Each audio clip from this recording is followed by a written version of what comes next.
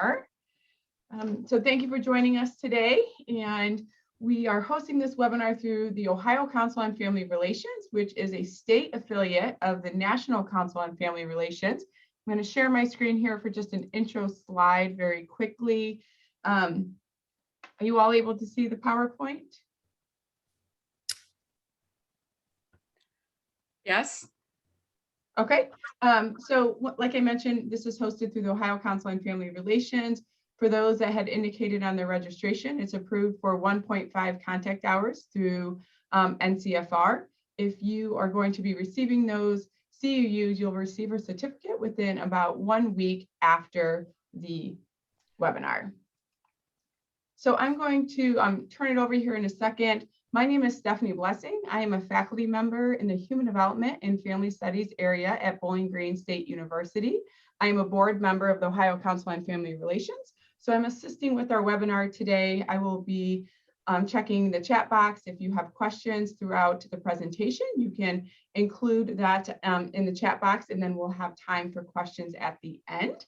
And I can assist with any technical issues that may arise as well. So Audrey is with us today as well. She's another board member of the Ohio Council on Family Relations, and she is going to introduce our speaker today.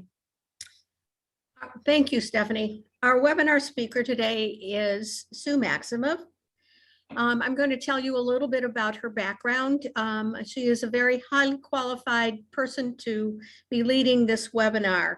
Sue earned her Bachelor of Arts degree from Baldwin Wallace University with a major in integrated gerontology. Following graduation, she founded the Elyria Senior Center with the support of the Elyria United Methodist Home and worked as the director of the Elyria Center for 5 years. As a result of this job, she became aware that 80% of her clients were females, and 80% of those females were dealing with issues involving loss and/or grief. Determined to meet the needs of this group, she began a grief support group and became known in the area as, quote, the Death Lady, unquote. She was then hired by the Bush Funeral Homes as their director of bereavement care, which introduced her to the work of Alan Wolfelt through his seminars. Sue provided bereavement care to Bush clients for 5 years until she began her coursework in human development, family studies, and gerontology at Kent State University, where she completed her Master of Arts degree. Her thesis looked at integrating loss and death into the 10 content areas of family life education. As an adjunct faculty member in the HDFS program at Kent State, Sue developed and taught a bereavement workshop entitled Bereavement Trauma and Other Losses, which focused on skills and knowledge needed to work with individuals who were experiencing grief and loss. After several years as a workshop, this course was integrated into the HDFS curriculum as an elective at the junior, senior, and graduate levels, and taught by Sue for 15 years. In addition, Sue participated in a 3-year longitudinal study funded by the New York Life Foundation that focused on grief camps as an intervention strategy for bereft children.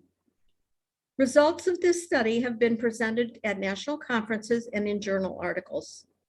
Ms. Maximov holds 2 certifications: Certified Family Life Educator from the National Council on Family Relations, and Certified Thanatologist, that's a mouthful, from the Association of Death Education and Counseling.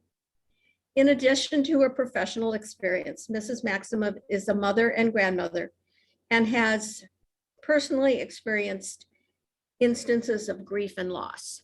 Sue, I now turn the meeting over to you. Thank you, Audrey. Audrey and I shared an office many years ago, and we've been friends ever since. So there is a lot to go through today. And again, if you have, here's our, I see it, my slides going on here. If you have any questions, my email address is on the bottom. feel free to email me. And because sometimes this topic will bring up personal thoughts, and you might not want to share that as a public question. And then if you're looking for any particular resources, I'm happy to help with that. So I've always been interested in the fabric of family life, but that also includes loss. All 4 of my great-grandmothers were alive when I was in high school.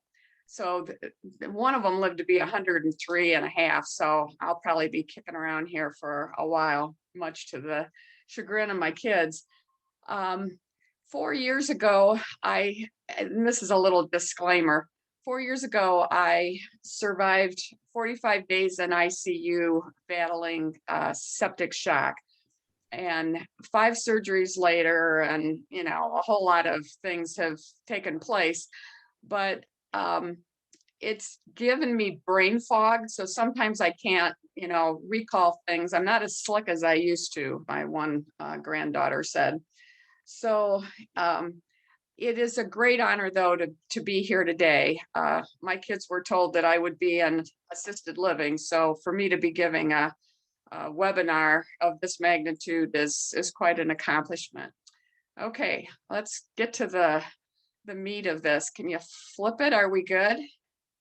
All right. Uh-oh, I don't hear Audrey. Audrey, I don't hear you. Do we need to go to slideshow? Because I'm seeing the slides, the whole list of slides on the left, and then the. Yeah, let's set up slideshow. I think so.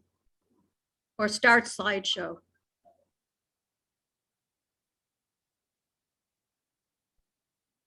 Huh. Maybe Yes, Stephanie has to do that. Do I have Yep, to I do it? did. I don't I know. did. It doesn't matter. It's going to be fine the way it is. Okay. Okay. Okay, And It just won't go. get any bigger if you just get rid of the slides over here. So okay. we're That's good. fine. All right, let's go. So this very first slide, I wanted to compare family science, family life to thanatology, because I think a lot of times, even as Audrey said, thanatology is a mouthful and people don't, they're not familiar with that term. We're both a young discipline. It's always kind of fun to go to conferences and actually see the theorists. You're sitting next to a Ken Doka or a Therese Ryan or Rando or Alan Wolfeld or whomever. They're not dead yet. They're still vibrant and still doing things. We've got a lot of young people coming up. I think sometimes when we think of death, dying, and counseling, we think of just Kubler-Ross, and it's so much more. And I'm just thrilled that thanatology today is a study of, and we always say death and dying, but it's actually dying and death, but it doesn't roll off our tongues that easily. So we always say death and dying and bereavement. We look at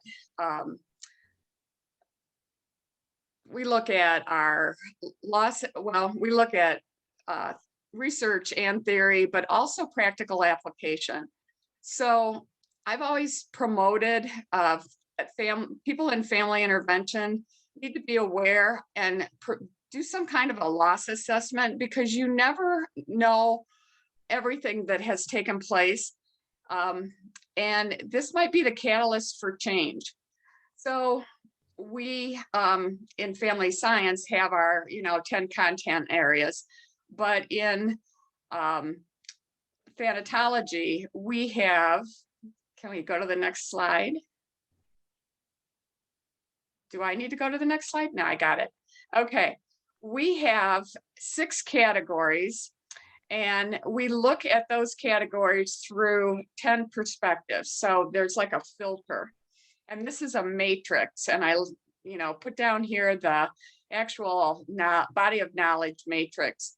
And this definitely pulls us all apart, okay? ADEC is our governing organization. This is where, we have our certifications, and in 2023, our big ADEC conference, hopefully by then we'll be able to attend things, will be in Columbus, Ohio. So if you're interested, it's very well attended, and it's a good time. Our certifications are a CT, which is Certified Thanatologist, or FT, which is a Fellow in Thanatology. And again, that is, next slide, research and best practices. So the goal today is to provide evidence-based information about the pandemic and how it's influenced this process of grief. Grief is a process. It doesn't end, when the funeral's done. It is a continuing, it evolves over time, it's continuing.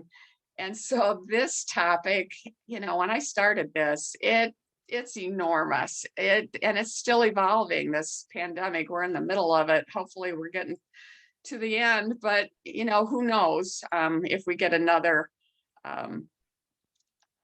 variant going. Everybody right now is a grief spurt. That's an Alan Wolfelt term.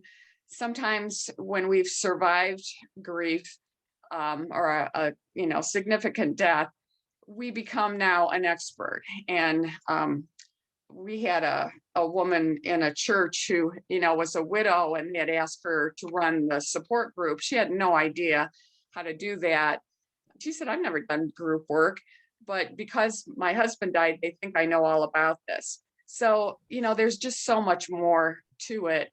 And now that we are in this magnitude of loss with the pandemic, I think, everybody in the media is looking for somebody that they can interview for 2 minutes. And I would really like to promote best practice and evidence-based information. Okay, so we're going to look at this progression of universal grief, typical grief, normal grief. I never wanted to call it normal, because if you've ever been in grief, nothing's normal, and you don't want to be abnormal on top of everything else. So, but about 80% of people, regardless of how horrific the cause of death is, will get through their grief process. It doesn't end. Again, we've got continuing bonds, but maybe we're not thinking about it every single minute of every single day. But sometimes then that, evolves into complicated grief. And this pandemic has certainly kind of pushed us more towards complicated grief. So in the old days, we used to say, pre-pandemic, that about 80% of the people would go through universal grief, okay, work through it. Now we're seeing that it's more like 70 and 30% of people are in complicated grief. We're expecting over time, though, this to just really surge and have some long-term complications. All right, so let's look at, next slide, please. Let's look at pandemics as a change agent. The Hospice Foundation of America, and Ken Doka is a real big part of that, they have a whole series on living with grief. And they put out these handy dandy little books that are really palatable, easy to read, full of chapters. And this one is on living with grief since COVID-19. This is the majority of, because it's, so new. This was published last year, and it just talks about so many different topics that are involved in this pandemic. So the very first chapter that Dr. Doka did was pandemics as change agents, and this is kind of a historical overview. This is all pandemics, not just COVID-19. Especially today, I think we assume that we are in control of things. We can change history, but this has certainly showed us that we're not there. Viruses have changed wars and governments and all kinds of things. More soldiers died of disease than in combat, and it has also changed, social order, kind of pulls the scab off of normalcy. And boy, COVID-19 certainly did that. What we assume to be true is no longer true. And so our assumptive world, what we assume the world is, isn't there anymore. And that just rocks us. It gives us vulnerability. It exposes our weaknesses, and it exposes that disparity among race and class. So the pandemics are a source, though, also of innovation and change. It's certainly, we've got our hands full with all of the losses, but with any loss, there's going to be growth and change. And certainly that's the case with this. So let's just quickly go to the next slide here and look at the top 10 deaths in the United States before COVID. I think this was 2019 when these stats were. So before COVID, it was heart disease and cancers, mostly those natural causes of death. Those usually stay pretty consistent. Every once in a while, like dementia went up, or suicide went up or down or whatever, but never have we had COVID-19 zoom into number 3. Usually it's like the top 20 chart, the music chart kind of thing, where you have to work your way up, but not this case. It just zipped right in there, which has never in my knowledge happened. So it also, let's get to the next slide, changed that US standardized certificate of death. Since 1904, we have had a standardized certificate of death. For a while there, the states were doing their own thing, but the CDC said, look, we got to get a handle on this. And so now we have this US standardized certificate of death, and that actually had to be changed. Everyone used the same certificate, but the process varies from state to state. And that's what's made this a little interesting. And it's been in the news, why is everything a COVID related death? So if you look at this, there's that little a, and that's the immediate cause of death. That's what's going to be, that's what stopped your heart from beating, your brain from thinking. That's the cause of death. And so the immediate cause of death is the final condition that resulted in your death. Your mom might have had diabetes for years, and that's a contributing factor, but that's not why she died. My mother died of failure to thrive, but she had about 15 different other things that she dealt with. That little b is those other significant conditions. And those are interesting to capture, because if you're doing any kind of genealogy, it's really good to know what runs in families. But they also then needed to know, was this due to, a consequence of COVID-19? So here's the question. Would that person have been hospitalized, or would that person have died if it wasn't, for COVID-19? And so we're talking a lot about the pandemic, but we've also got to think about the folks who have lost someone and it wasn't COVID related. They're still, knee deep in this as well. So it affects all deaths. Okay. All right.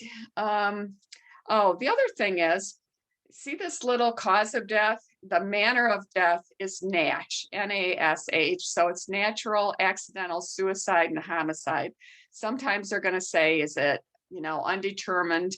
That might be, a coroner's case. And so then that would pend more investigation. But that's the manner of death, and you always fill that out as well. Okay, let's go to the next one, and then we can get into this. These are all my observations when I started researching this, and I had a lot of stuff, but I just started writing down what was happening. And being in the middle of it, as everyone is, we can certainly relate to a lot of these. I think right now we are at 900,000, which is mind-boggling. We used to think that the World Trade Center was massive because there were 4,000, but we are at almost 900,000 people have died in just the United States alone. 5.5 million worldwide. So this is a global pandemic. It's novel, which means that, it kind of came out of nowhere, and we're just picking our way through it, which is one of the reasons we're so frustrated with it. We feel that we should be in control. We should know, whether to wear masks or, what we need to do. And we just don't. Okay. So it's sudden, it's unexpected. Within a month or 4 months, it was massive. It was a global pandemic. There just wasn't time to get kind of used to this. We also felt in the United States that we could handle anything. We were untouchable, and we've shown that we're not. Okay, we're struggling like everyone else. There's been some misinformation and confusion and whatever. So sometimes we lose trust and feel that we're a little bit out of control. There's a new statistic here. It used to be that each death affected, I've been around for so long, that used to be 6, and then it was 7, and now it's 9. All right, and that's a new study. And so we're really in grief overload. So we've lost somebody, and there's some families that have lost multiple families members. I was thinking of that one person, that one family that went to a wedding, and what did they lose, like five members, or people within a church. It doesn't have to be a family member. Fictive kin is extremely important in our lives. It also has exemplified this bad death definition. Good death is, being at home with your family around you, and you're not in excruciating pain. There's not suffering. And my dad always wanted to die in his sleep, but that didn't work out for him. It was 7 weeks of hospice and dying by inches. That was not a good death for him. That was a hard one. But we really now have been, there's been a lot of discomfort, there's been isolation, and family members are struggling. We also have to look at not just death, but the non-death losses, okay? And those compound the grief. And that's what is probably going to be pushing us into this complicated bereavement period. Starvation, that was a term that I hadn't seen before, so I want to bring that to your attention. It's certainly been around. Audrey and I were talking about the orphans that they weren't being held. It was after one of the wars. They were propping bottles, and these kids were not thriving. And so the same can be said for, people that is, we've seen on the news, hugging through shower curtains and people standing at windows and, putting their hands up. We need to touch each other. School kids were sent home, And so, we've been starved for interaction and touch. So it has affected nursing homes and schools and all of those institutions that we rely upon. The DMV shut down, for crying out loud. Everything was closed up, and funerals have changed significantly.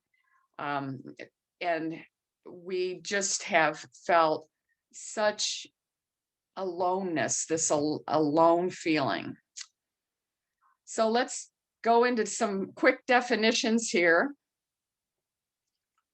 The way grief, mourning, and bereavement were explained to me and shown to me is by your hand. So grief is, if you take the palm of your hand and you put it up against your heart, that's closest to our heart. That's our personal response to the loss. Okay. It's really complex. It's primarily emotional, but it is biopsychosocial. It goes across, all domains. But we also grieve those non-death losses as well. Mourning is the outside of your hand, and that's what shows towards the public. That's what other people see when I hold my hand up to my heart. And so that might be sharing our grief. Okay. So my grief is when I walk in the door alone in my house and my good dog that was always there, so happy to see me, isn't there. Okay. I'm in grief. But when I call my friend and explain to her how tough this is, and I don't want to go home because, that dog's not there, that's mourning.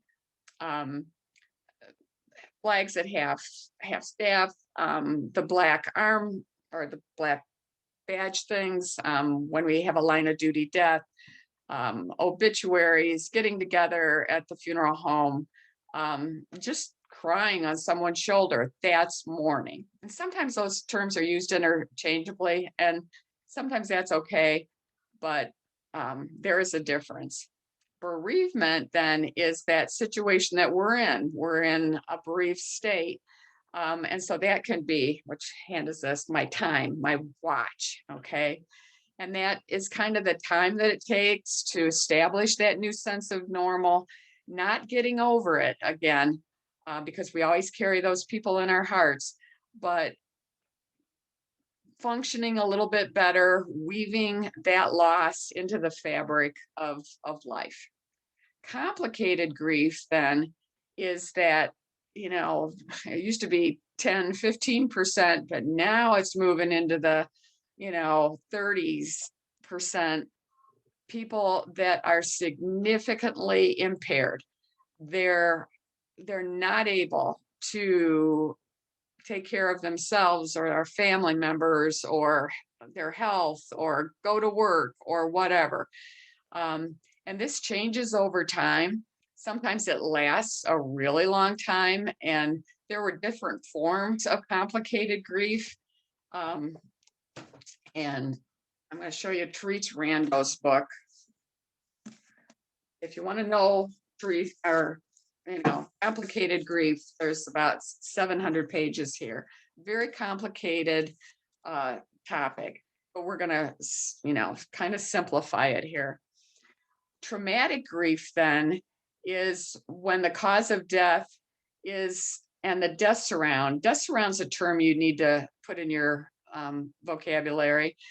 It's not just cause of death, it's not respiratory failure or whatever, but everything that kind of happens before that death. It's sudden and unexpected. It's like somebody sneaking up behind you and hitting you in the head with a baseball bat. You didn't see it coming. You couldn't prepare. But for a lot of folks, it is, where they died, had they been ill. That's always a good question to, get somebody talking. Was this death expected? Or, had they been, ill for a while? It was so unexpected. They'd been, ill for struggling with cancer for 2 years. So for 2 years, to me, it seems like a long time, but for them, it happened very quickly. All right. The thing about traumatic grief is that often we relive, we revisit those last minutes, that last time before that person died. We cannot get that out of our head. So we're right there in with that loved one who is dying. So this is common in suicide and homicide and overdose, but it's also now common in, looking at a cell phone image of your beloved husband who's dying in a hospital bed, and it's like blinders are on. You can't absorb the whole room. You've just got that one. It's all often called a death imprint of that person who is dying, and that can cause trauma.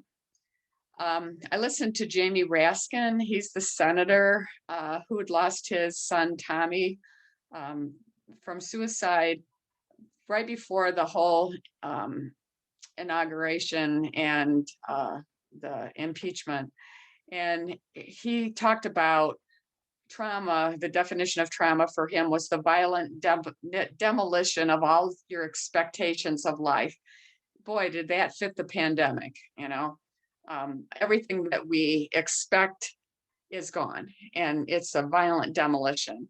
And that came from, I'll show you where that quote came from.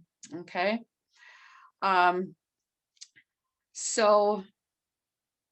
Okay. Let's go on to the next one, and we can talk about how this now has rolled into the DSM-5.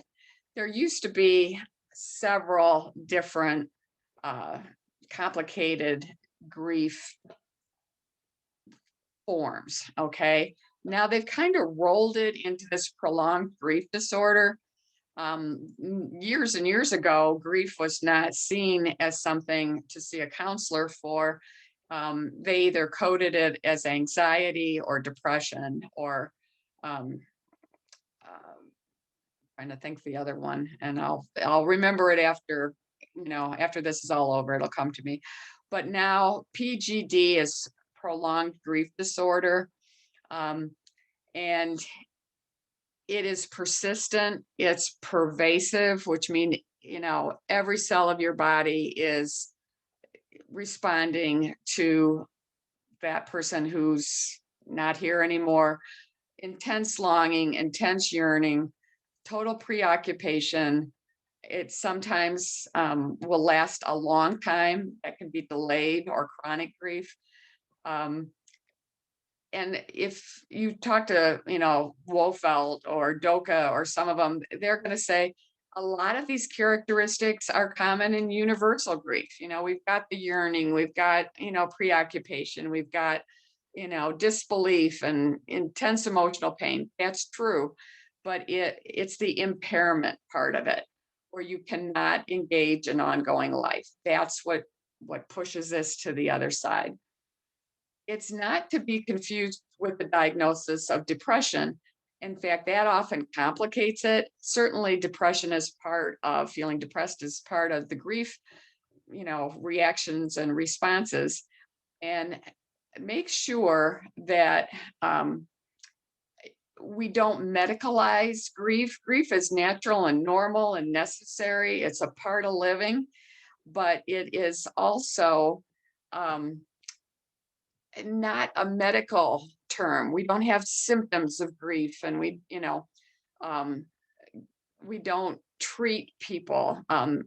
We maybe companion, and that's Alan Wolfelt, and we'll talk a little bit more about this. This comes from Columbia School of Social Work, and they have a whole prolonged grief disorder website, which is excellent. Okay. All right, let's keep going. Was there anything else?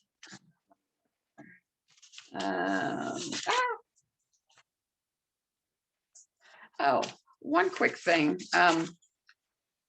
When we talk about grief, sometimes we think that, when we've had a loss, that this is the only thing that happens and this is all we're dealing with, but it's not. We get 3 days of bereavement leave, and then we've got to go right back and jump into work. So this is, have you seen this? You've probably seen this. This is Strobe and Shute, and this is the dual process model of coping and bereavement. So we've got the loss oriented, and then, all of those daily things that we've got to attend to, and we ping pong back and forth. So it's not encapsulated. They actually, this is a 2021 bereavement in times of COVID-19, a review of theoretical framework. They have actually gone back, and some of our major folks have gone back and looked at theory, and now we're kind of tweaking it, redoing it. Excellent article. So now we're going to talk about this universal grief process. 15 years of teaching that bereavement class. I was always putting things on handouts. So this is called the mother of all handouts. All right. And up at the top is all the universal kind of things that we go through. That's the 80%ers. That's, most of us work through it regardless of how traumatic things are. Then it slides into the terrible 7. We'll talk a little bit about that and how this gets more complicated and how we can get into actual, traumatic stress syndromes like PTSD or, whatever. So whenever there's change, there's going to be loss and growth. Sometimes I remember when I used to facilitate the support groups, this one lady she lost her husband, and her husband always put gas in the car. She said, I had to learn how to put gas in my car. And she said, and I don't like it. And she said, what I've just decided is that on Wednesdays, they put there's a little guy that'll come out, put gas in your car. And I said, well, that's called growth. And she said, if that's what, losing my husband, if that's what I had to do to get growth, she said, then I don't want it. I don't, it's painful. We celebrate growth and we grieve our losses. We always learn from things, but these compounded losses sometimes just push us into this complicated grief syndrome. So the way this was shown to me was, it's again with the hands, it's like 4 different hands that are overlapping. Okay. So when we have these losses, maybe go back one. Oh, how'd we do that? We're at the front. Keep going. So we've got relationship losses, and it's not only, we always say, your loved ones died. Well, maybe this person, maybe he was a real son of a bitch and he wasn't your loved one. You still will see that as a loss. You need to grieve that. You need to work through that. Fictive kin is really important today. There's ambiguous relationships, maybe a divorced father that hasn't been in your life, and you found out that he's died. A friend of mine, her ex-husband just died, and she wanted to go to the funeral home and visit him, but there was no way she could do that because of his new wife. So relationships are definitely mourned. When we were quarantined, though, boy, that made that difficult. The primary loss would be the death of the person, but all of those secondary losses, like putting gas in your car, the wife always had coffee ready to go for her honey. He misses that so much, waking up in the morning and not smelling that coffee. We went into these Zoom things, and masked conversations have made it really tough. I struggle with hearing sometimes, and trying to hear through a mask is really challenging. Then we've got intangible and tangible things. So the tangible stuff, that's all of our treasured objects, our memorabilia, all of our belongings, all of our stuff. If you've ever gone through, losing your entire house, how difficult that is. We had a lot of evictions. We've had natural disasters through, this pandemic, which has made it, tough. It's layer upon layer upon layer of all these losses. The aspect of self, that's more intangible. I remember the first time I wrote, I had to check the box widow. And it just floored me, it just leveled me that was now, who I was. And so with this COVID, we have really blurred roles. The kids came home and now we're a teacher. You know, we lost some of our old roles as employees, and now we've got new ones that maybe aren't wanted. And then developmentally, there's always going to be growth and there's always going to be losses with, working through the lifespan. Consider ACEs.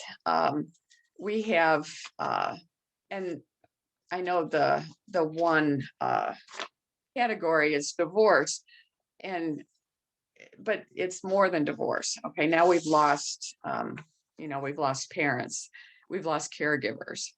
And so we may have a whole generation of kids who have arrested development, or, they're struggling with staying level with school and, everything. So we need more assistance. The other thing that was interesting about this was that for many families, this was the first time they had to reach out for any kind of assistance. They never had to go to a food bank or, work with eviction notice. So that has certainly been eye-opening. All right, let's go on to the next one here. So factors influencing grief within the family. When I was teaching the bereavement class, one year we used Nadeau's Families Making Sense of Death. Really good book. They didn't like it, but I liked it. And then the other one was Grief is a Family Process, and that was Esther Shapiro. One of the things we always do when, we were doing the bereavement class is that we were always keeping a running list of factors that influence grief within the family. So one thing is the deaths around. How did that person die? Were they alone? Were they in the hospital? Did they go out to shovel snow and didn't come back in? What happened? Share that with children because they want to know. They can handle information in child-sized bites. Okay, keeping information away from them, that just sometimes makes it, their little imaginations go wild and they hear half a conversation. So people need to know the deaths around. Time of death, was it an off time? With this pandemic, we've got young and healthy and robust people dying very suddenly. Fathers and mothers who didn't, you don't think that this is going to happen to you. This is, you're too young, too early. Wills aren't in place. Life insurance policies aren't in place. People haven't done durable power of attorney or whatever because we had time, but then we didn't have time. Values and beliefs, boy, that's been rocked. Our resources, all of a sudden income stopped, resources were totally overwhelmed. We had blurred roles, we've talked about that, new rules, mandates, family functioning. Are you able to talk? Do you have family meetings? The more flexibility, the better.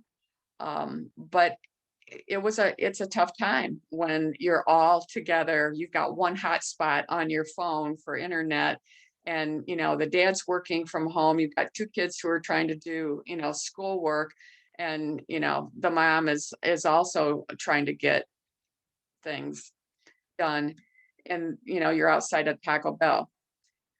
Disenfranchised grief That term is Kendoka. It's one that's incredibly important to know. All family life students should, human development should know this. It breaks down into three. So either the griever is disenfranchised, so we don't think that children can handle death, or the disabled, or an ex-spouse. Possibly the relationship is not supported or recognized. Maybe that relationship was abusive, or it's a pet that died. And people said, well, it's only a dog. Well, Teddy's locked out right now, but my dogs are my family. When I signed my Christmas cards, I signed Teddy's name too.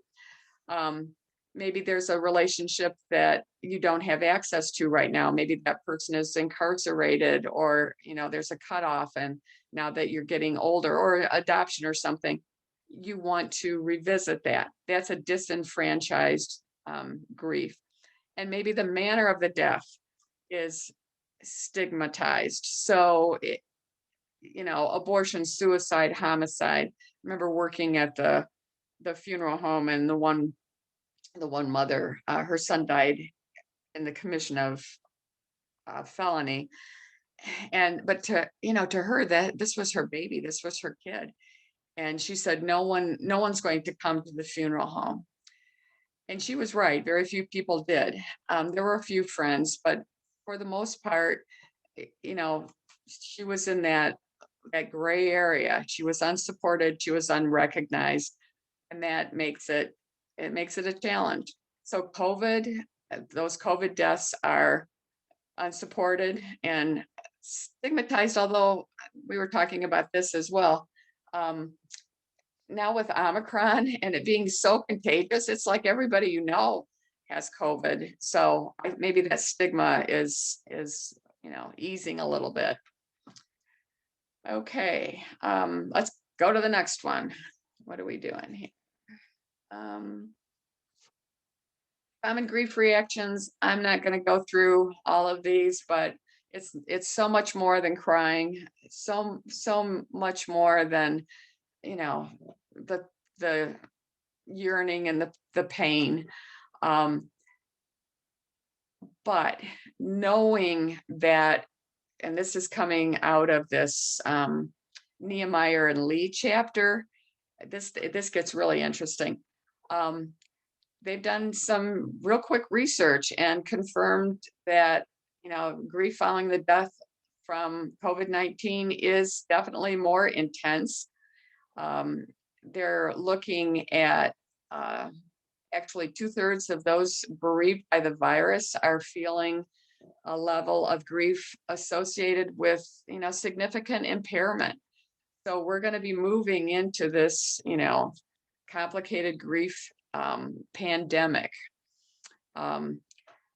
So they're attributing this to this assumptive world is shattered. We no longer see the world as safe, predictable, or benevolent. And this is that landmark, journal article by Jennifer Bowman. It's been around forever. It's what we assume to be true is no longer.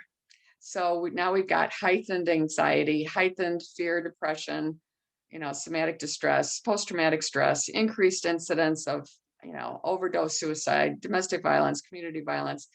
We're just not dealing real well with this. But again, we also have post-traumatic growth, resilience, improvement, and hopefully public health, some innovation thing. A lot of people starting new businesses. My son's a graphic designer, and he helps people with logos and launching new businesses. And I think out of the 5 that he was doing at the same time, 3 of them were pandemic related, which is so cool. All right, what are we doing next? Let's go to the next one. We're gonna circle back to that Nehemiah and Lee study, because that's some cool stuff. Okay, so we've all probably heard of Worden's tasks of grief. They're still, very, very viable. some people think it's like a little to-do list and you check it off, that's not the way it works. I wish it was, but it's not. But basically, I like needs of mourning. I think that is so much, instead of tasks, I've got needs. And it's not my personal grief. I'm again reaching out for support because that's the mourning, the public part. So acknowledging the reality of the death, man, that is hard to do when you weren't there when the person died, the time of death, you were separated. You're not able to get your family and friends together and, have that funeral home visitation and gathering. Wolfeld always wants you to embrace and lean into the pain of the loss, not to, run away from it. Whenever I did stuff for kids, that old going on a bear hut, I'm not afraid, you got to go through it. That's kind of grief work. Okay. But it makes it really lonely and hard when you're quarantined and separated. Going back and remembering that person who has died is a big part of this. You're going through stuff, you might be cleaning out the house or whatever it might be. And all of these, memories are rushing in. Some of those in the beginning will certainly, ding your heart, as my one little guy said. He said, my heart, it's always getting dinged and it hurts so bad. And I said, it's dinging right now, but, down the road a little bit, it'll be a good memory. It'll give you that, warm, gooey, wonderful feeling. These pandemic memories, some of these are pretty traumatic. So as we're, working through this memory process and, the continuing bond process, it's pretty painful. And it, there's so much layered on this that it's hard to get through it all. Developing a new self-identity. Yep, that's part of this too. But we've got so many conflicting roles with this pandemic, so that makes it more difficult and a slower process. Searching for meaning, that is always, why did my loved one die? Why didn't someone, not that you want something to happen to somebody else, but why me? Why this pandemic? There's just so many questions. And, the one person in my support group said, it's like a deck of cards. He said, I shuffle it one way and then I shuffle it another. When could I have caught the cancer and, pushed my loved one to, go to the doctor? And, and he said, and I do this all the time. I just shuffle. And I'm trying to figure out the purpose and how this is going to now affect me, and my fabric of life. And then getting support, especially down the road. Okay. If your perception is that you have no support, that you're totally alone, then that perception is true. That might not be the real case, but isolating and Zoom meetings and not being able to go to support groups, or now support groups now or Zoom. Teaching was Zoom. Counseling is now telehealth. It's just not the same, and it's a struggle. So these are the 6 tasks or the 6 needs of mourning. And we hopefully can work through these. It's not a list that you go down, you're running up and down it, continually. It's homogenized like milk, my one little guy said. Let's go to the next one. These are the continuing bonds. So whenever you say Kubler-Ross, you think of, the 5 stages of grief, but it wasn't grief. It was on death and dying. And we hijacked that and said, wow, 5 things. I can do 5 things, I had a woman when I worked at the funeral home, and she said, I got Kubler-Ross's book on Sunday at church in the library. She said, on Monday, I'm going to do denial. On Tuesday, I'm going to do anger. On Wednesday, by the end of the week, I'm going to be done with this. And I'm thinking, oh, please do not call me on Saturday, because it doesn't work this way. We don't go through stages.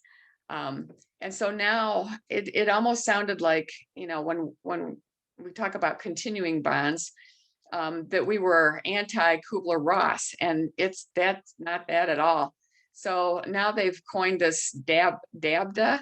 I've heard this before, and I love it. I think it's just, it's not these 5 things. Okay. Yeah, they're in there, that homogenized milk, but it's not stage theory. It is incorporating, weaving this loss into the fabric of your life, okay, your current life. And you kind of look at it, it's like cleaning out a closet. You touch everything, you re-examine it, you deconstruct the attachment, then you put it all back together again.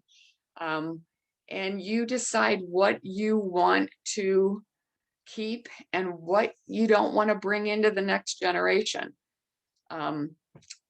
Was working with a young woman whose husband was alcoholic, and he died by alcohol, and she had to go over to his apartment and actually found him deceased. Very difficult. And we needed to talk about all of the pieces, all the puzzle pieces of that relationship, what she was going to take into her memories and what she was going to leave. He was a great dad when he was younger, but there were some really tough things that she was not going to keep. So this, again, is when we're re-experiencing some of these COVID deaths, it's pretty traumatic. And this is going to, again, push us into this, pandemic of complicated grief. All right. Next slide. How are we doing on time? 1 o'clock. Let's go on. We're getting there.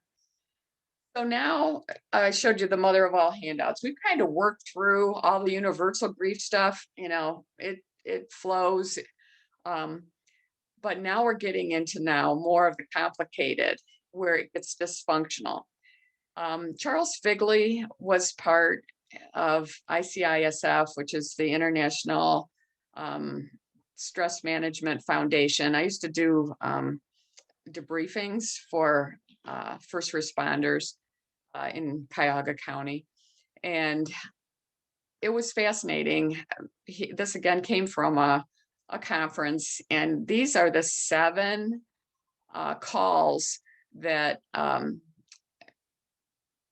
would cause like compassion fatigue for first responders. But then I had lunch with him, and I said, wouldn't this also be this cause of death, be these terrible 7s, possibly complicate your grief process? And we had a great conversation. So the first one is this sudden and unexpected, no time to really prepare.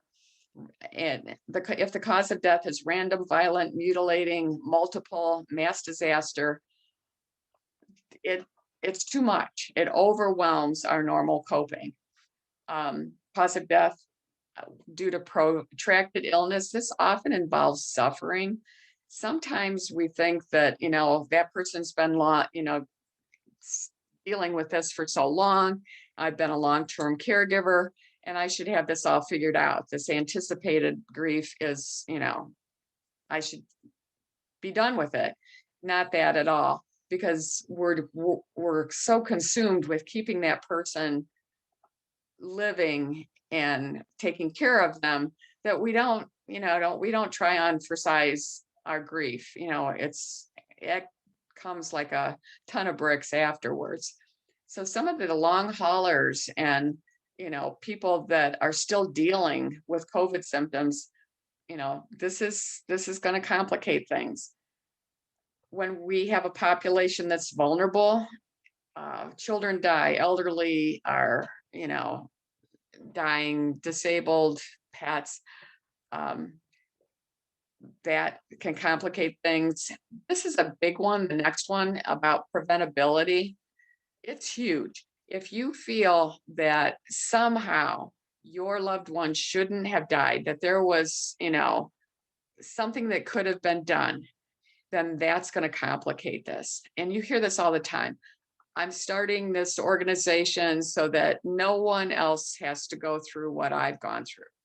Okay. And we get frustrated because, this was unfair. This was bad. And if it was preventable, then hopefully there was, something that could be done about it. Well, there's a lot of frustration with this whole pandemic, and, what hindsight's 2020, but preventability is a huge piece to this. Ambiguous relationships, if there's prior mental and physical health issues, and now you're layering on a death. And again, these aren't just, they don't stand alone. It's all that, homogenized blend of all of these. Okay. Let's keep going. I'm looking at my notes. And in the middle of the pandemic, we had, climate crises, hurricanes and fires, and, racial reckoning, and, so many more things that were going on. It was incredibly, and still is, a challenge. So I was shocked. I didn't know this. I don't know how I didn't know it, but I didn't know it, that the thanatological community wrote a letter to the president urging the United States to immediately prepare for a second potential pandemic for which there is no vaccine and insufficient resources to address a pandemic of complicated grief. At the time when they wrote this, there were 400,000 who died. It talks about, it defines complicated grief. It stands apart from typical grief. It gives a little bit of the statistics. It then calls for action, and they're looking for direct intervention, training, public education, research, and they want hospice bereavement teams to provide necessary grief support, not only to those bereaved by hospice deaths, but also bereaved by COVID-related deaths outside of the hospice. They want to look at underserved populations, and then it was signed by the who's who of dying and bereavement. So you've got Bonnie Carroll of TAPS, the president of ADEC, Shell. She's an interesting person. Charles Core, Ken Doka, Dale Larson, Sherman Lee. We're going to talk about him. Niemeyer was on this. Rando, who wrote that big, huge book on complicated grief. Schoenfeld, he's the National Center for School and Crisis and Bereavement. Warden's still around with his task. And then at the very end, there was this really cool glossary. So this is a kind of a big deal. And there's not a lot of references to this. There was the 9 folks that are grieving after one loss, but it's very, I think it's important that we realize that. I don't know how much has been said. Audrey mentioned the school funding, so but it's good to know that this has taken place. also, so let's keep going. Where are we at? So at the bottom of this little call to action, there were the glossary and kind of the topics here. And this is coming out of the Harvard Medical School, Massachusetts General Hospital, how COVID pandemic will contribute to complicated grief. I only picked a couple of these, not all of them, but survivor guilt, who lives, who dies, the anger, the frustration, the disenfranchisement, not being recognized as needing access to healthcare and internet and, this whole good death, bad death, cumulative grief. This is common for folks of color who were not allowed to grieve. And so they carry this with them. It's also called carried grief. It's going to be traumatic. We've got all these concurrent losses. So we've pretty much, touched on a lot of this. So let's keep going. What do we got next? So this is we've pretty much talked about universal grief, how we get through it, how the pandemic has affected it, how it's, has now flipped into the terrible seven and, more complicated stuff. But this book has chapters on specific. So they talk about nursing homes, they talk about hospice, they talked about moving support groups virtually, funeral homes, and a really good chapter on the impact of COVID-19 on Black Americans. So this was one statistic that as of 2020, Black Americans were 2.8 times greater than white Americans to die, the death rate. But they also said that it's probably higher because so many of them were not tested for COVID. They were not counted. They died at home. They might have been, in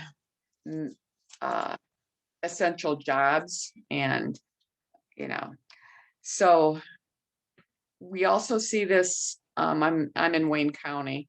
And so the Amish, if you needed vaccination, you could probably go into Holmes County because maybe, they weren't getting as many vaccinations. Rural and the Native American reservations weren't being counted. This is that underserved populations. It exposed lack of health insurance, lack of access for treatment. Telemedicine is really difficult when you don't have access to internet or a computer.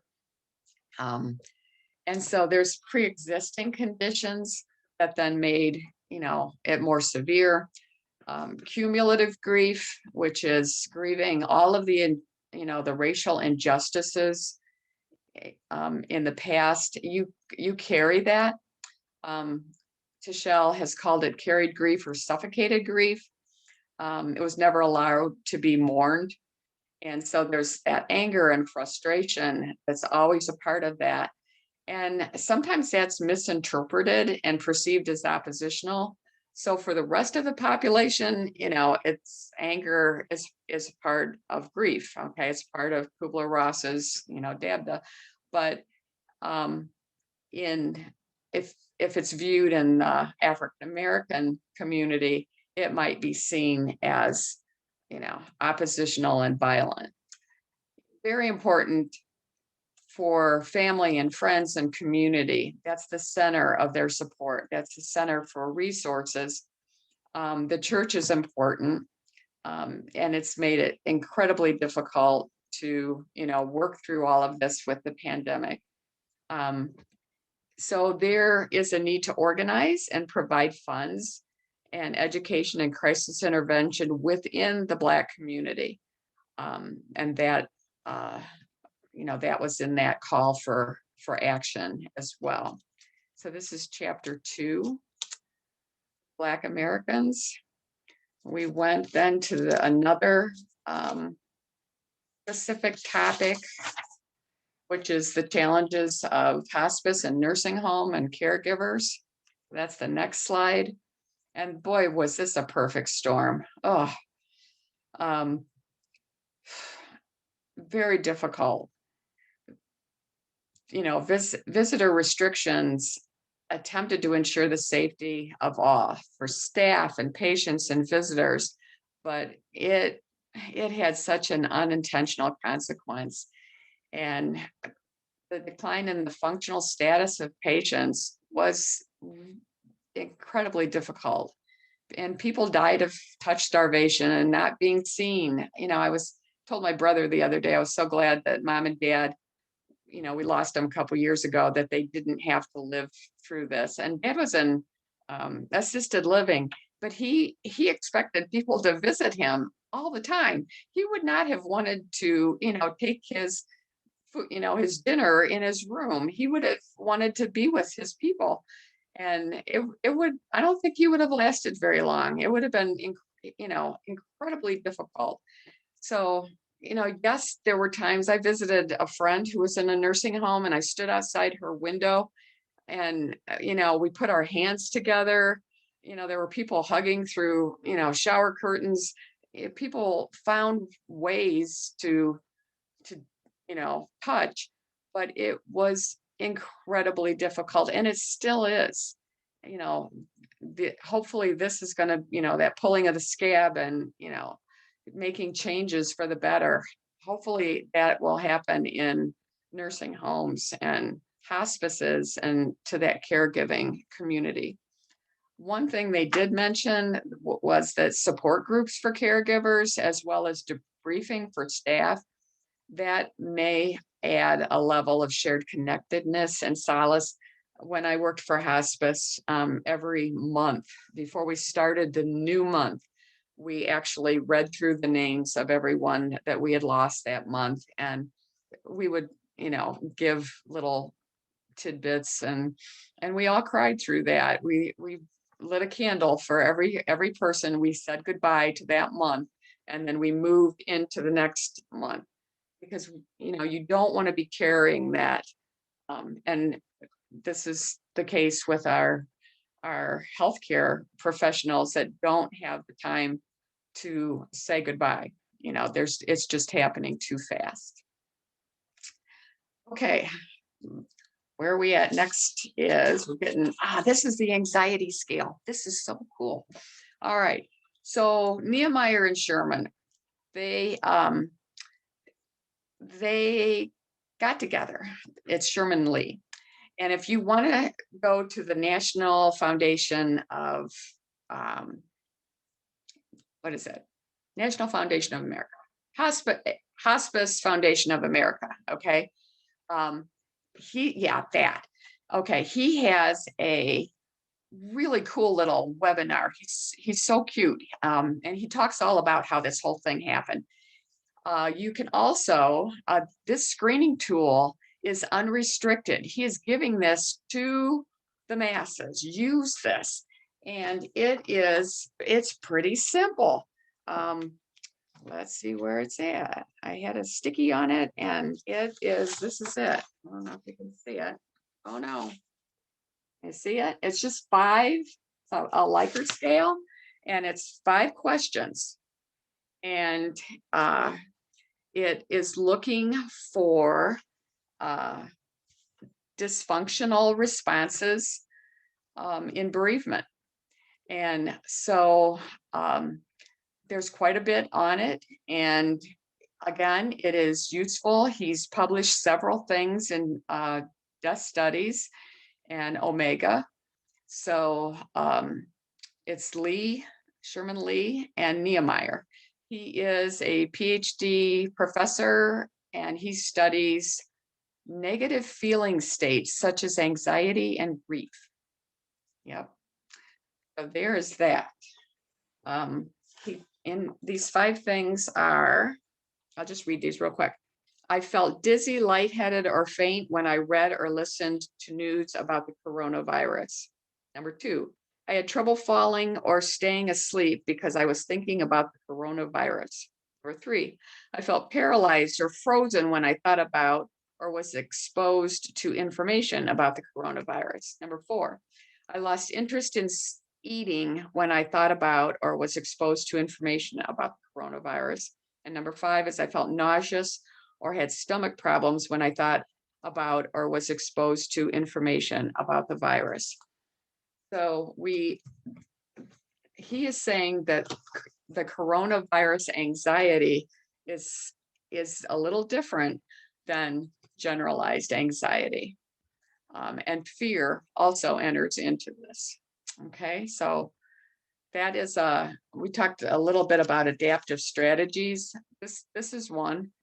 This would be something that, you know, might get conversation talking a little bit. So I think I almost did this. I was so worried that there was going to be so much here, and there's a ton of stuff on these slides, but you can, you know, read all this stuff later and go back. We didn't put in here anything about children, and that's, you know, that's huge.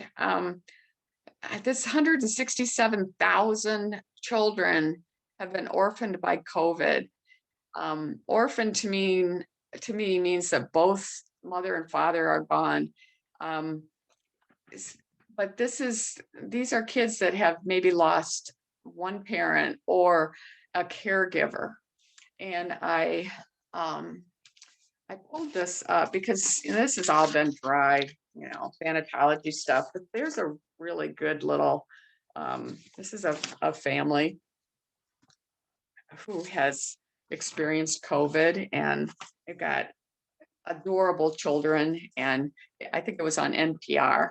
So I think it's a 4-minute listen, or you can read it. And I wanted to just go over some of the great resources.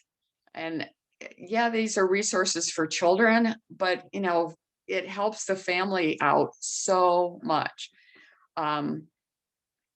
So the National Alliance, it used to be the National Alliance of Grieving Children. They've changed the name of it. So now it's the National Alliance for Children's Grief. It's going to totally mess me up. If you go there, they have a ton of really cool resources for families.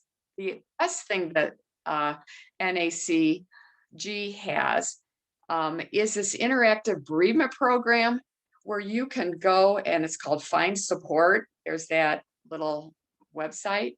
You can go in there, and it's a state-by-state locator. So let's say grandma is out in Idaho and you're in Ohio. You can go to Idaho and you can find a bereavement program, you know, close to where she is. This is so cool. If you're looking in Ohio, you can click on Ohio. There must be 30 of them, and it's all through the state. So if there's a hospice or Cornerstone of Hope, or, you know, Kelly's house or whatever, they're there. Okay, and there's access. The other thing is ADEC also has a list. That's the Association of Death Education and Counseling. But ADEC also has a list of everyone who is a member. So if you're looking for a thanatologist or a counselor or whatever, that list is also in ADEC. Luna used to be the Moyer Foundation, but now the Moyers divorced, and so they've now made this Luna, and they have Camp Aaron's, and this is families. So it's not just children, but it's families impacted by grief or addiction. They have a great Facebook thing that keeps popping up. And the thing about Luna is you can put in, I am a caregiver, I am a teacher, I am a kid. And then it'll pull up, you know, the right resources. New York Life Foundation has spent, I think last count was like 10 million, 15 million on children's bereavement.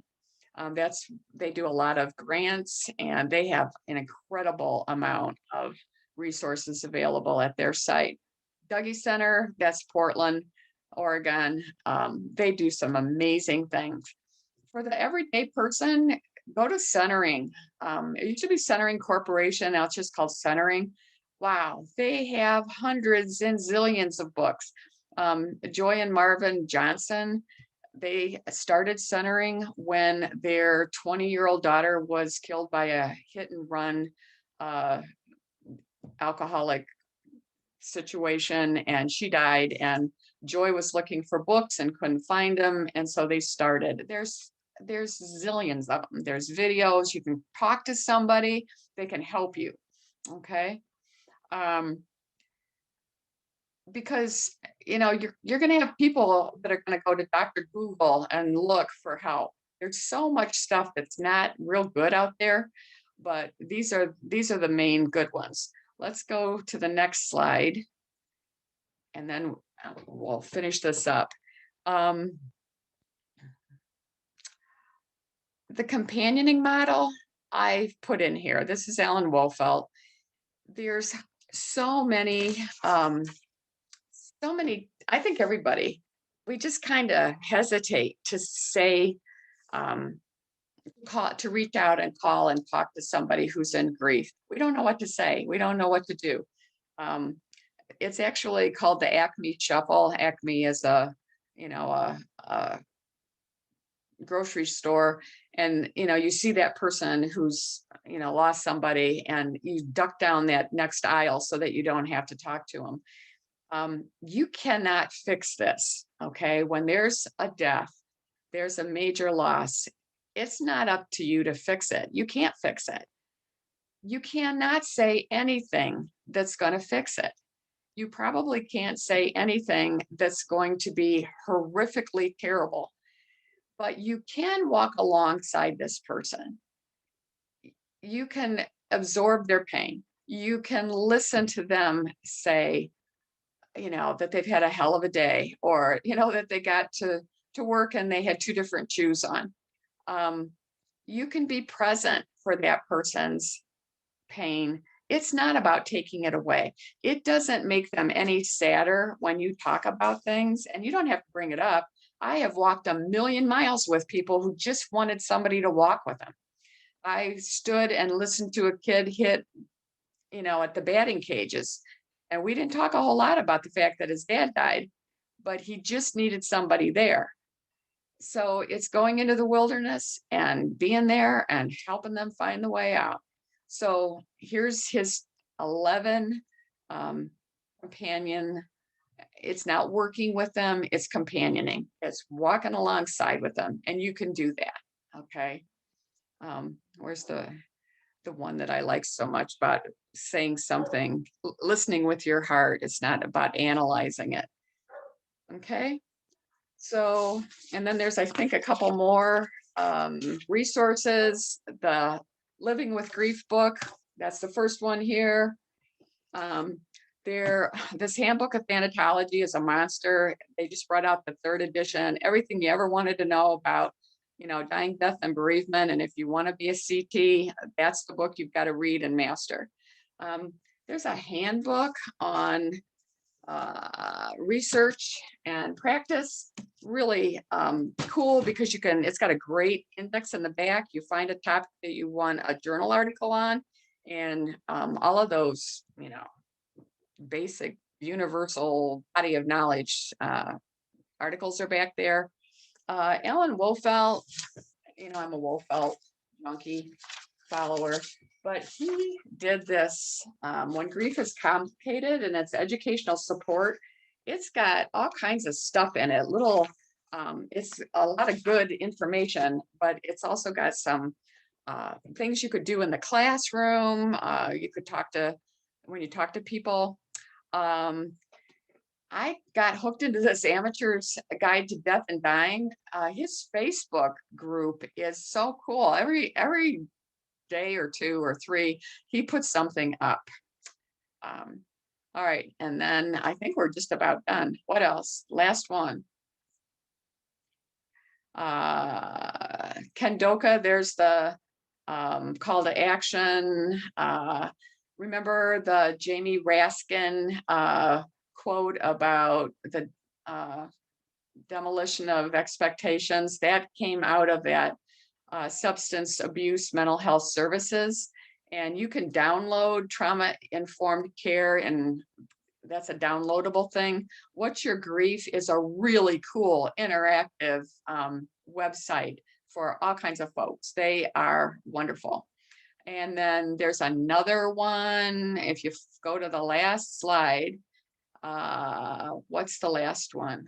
I have it here. Wait, when I look on my thing. Hospice Foundation of America, that's where all Kendoka stuff is. For $20, you can, it used to be $20, you can be a member of hospice, and then they have all of these great, Stephanie, go down one more slide, and then we're done. They have all, Oh, there we go. there you go. There we are. There we go.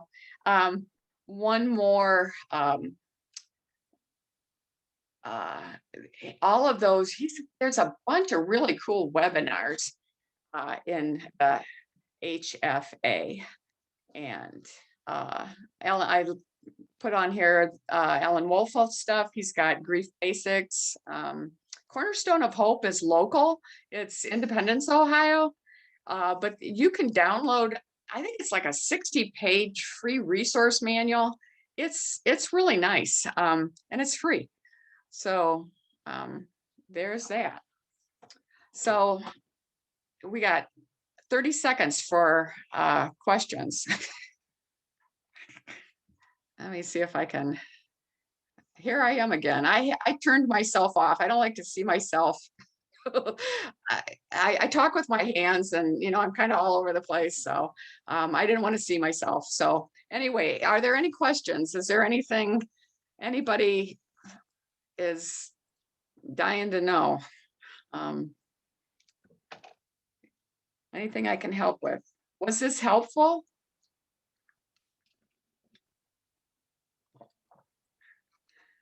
I hope it was helpful. If there's other topics, maybe we can do another one on children, or I don't know, not pandemic related, but boy, there's a zillion different topics we sure could talk about. Let's see. So there's a question that just came in through the chat box indicating, do you think the increase in violence is attributable to pandemic grief? I think it's a factor. It's certainly more complicated than one thing, but I think there's a lot of anger and frustration, and that carried grief. When you look back, slaves were not allowed to grieve. When their families were separated, they, had to get back out in the fields, and they just lost a husband or whatever. Yes, I think it definitely is part of it. Is it the only thing? No, it's so much more complicated. But yes, the anger and frustration and all of that we carry with us is definitely part. Yeah.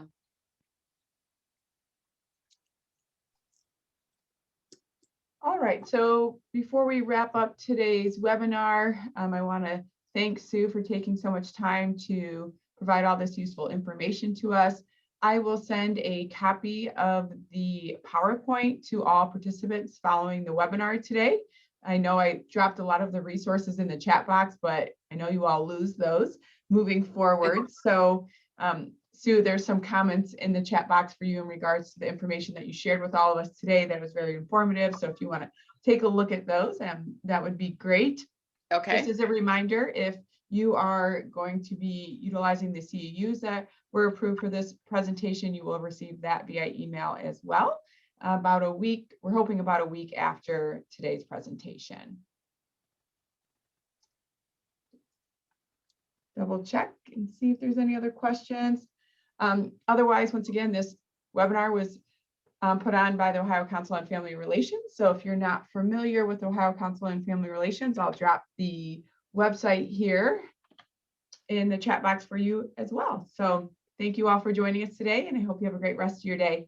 Take care. Thank you. Thanks for listening.